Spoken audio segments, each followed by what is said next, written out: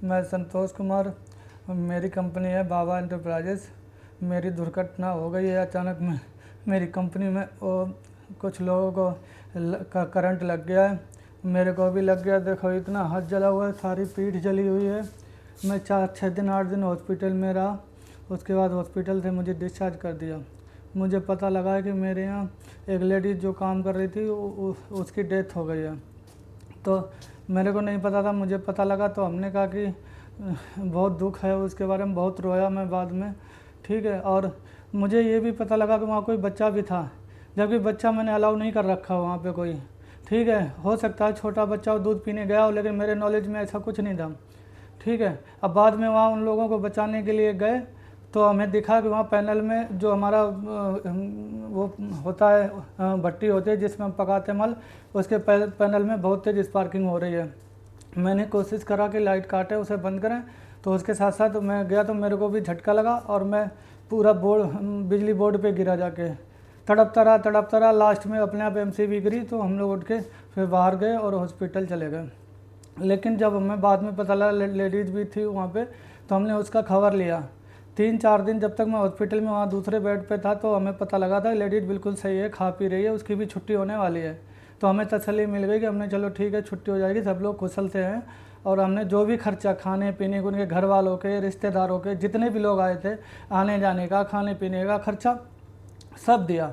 हमने कहा भैया गलती मशीनरी चीज़ है, कुछ भी हो सकता है, इसमें हम भी जले हुए हैं, हमारी भी दशा बहुत ख़राब है, हम अभी आंखों से सही से देख नहीं पा रहे हैं, डॉक्टर की दी हुई दवाई डलवा रहे हैं आंखों में, ठीक है। हम बहुत परेशान हैं, ना मैं उठ सकता सही से, ना बैठ सकता, ना खा सकता, मेरे हाथ वाथ चलते नहीं हैं, ना मैं फ़ोन ऑन कोई यूज कर सकता हूँ, ठीक है। बहुत परेशान है। लेकिन वो लेडीज़ ख़त्म हो गई, उसका बहुत बड़ा दुख है, ठीक है। और उसमें हमारी कोई गलती नहीं है।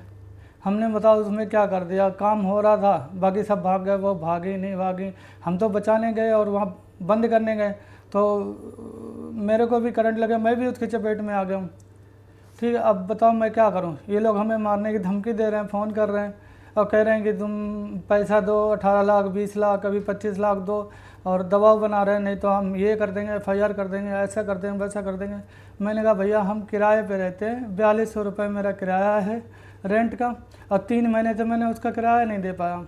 2 साल कंपनी में हमने थोड़ा सा काम शुरू किया था मोदी जी के प्रेरणा से कि चलो 2-2.5 लाख रुपए लगा के हमने कंपनी में जॉब वर्क काम शुरू किया था। और वो 2-3-4 लोग 5 लोग कभी कभी आ जाते थे, जिससे हम काम अपना धीरे धीरे कर रहे थे। अब उसमें हम 2 साल में 25 लाख रुपए मैं कहाँ से लाऊं। मैं बहुत परेशान हूँ, इन लोगों ने बहुत परेशान कर रखा। मैं क्या करूँ, मैं कहाँ से पैसे लाऊं। सब लोग धमकी देते हैं, मीडिया वाले सब तमाम वीडियो देखते हैं, हमारे अंदर इतना कोई वो है, हमें कौन देख रहा है बताओ। मैं भी मरे वहाँ पे मर जाता तो इनको पैसे कौन देता। बचाने गया था, वहाँ से बंद करने गया था, इनको कौन पैसे देता। मैं भी मर जाता उसमें, मेरी भी तो बहुत चोट है। मेरे ऊपर कह रहे तूने मर्डर कर दिया, ही कर दिया, मैं कौन सा उन्हें मारने गया था। जबकि हर चीज़ में मान लेता था, जो भी बोलते थे ठीक है भैया कर दो, कोई बात नहीं है।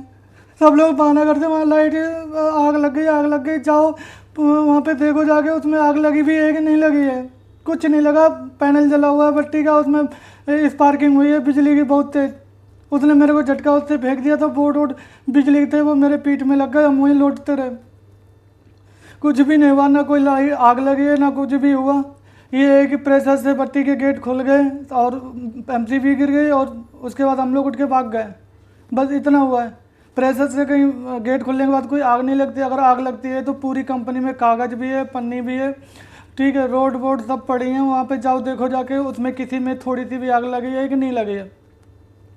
कोई आग नहीं लगी, किसी तरह का कुछ भी नहीं हुआ, सिर्फ स्पार्किंग मैंने देखी है। उसके बाद मुझे करंट लग गया और हमें खुद ही होश नहीं रहा। जब एमसीबी स्पार्किंग से गिरी, लाइट कटी, तब हम सब लोग अपने पैरों से उठ के गए।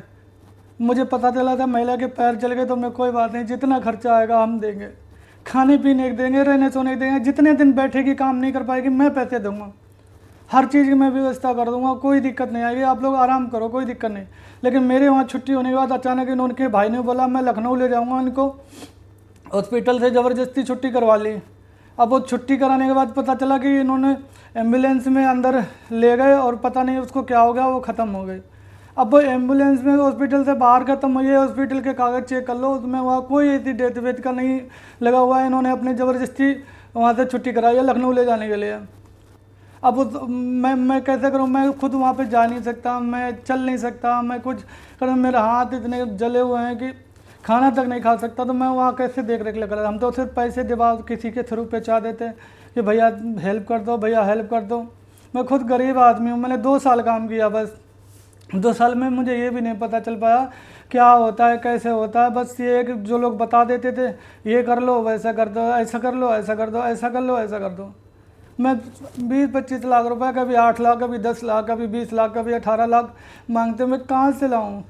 अगर मैं भी इंसान हूँ ना, मैं अपना घर पाल रहा था, मेरे को बस वहाँ से ये मिल जाता था कि चलो जो काम है 10-20 हज़ार रुपये मिल गए, हमने अपना किराया भाड़ा दे दिया, बच्चा एक हमारा पढ़ रहा है वो पढ़ा लिया, और वो अपना खाना पीना मैंने कर लिया, इतना ही हो पाता था।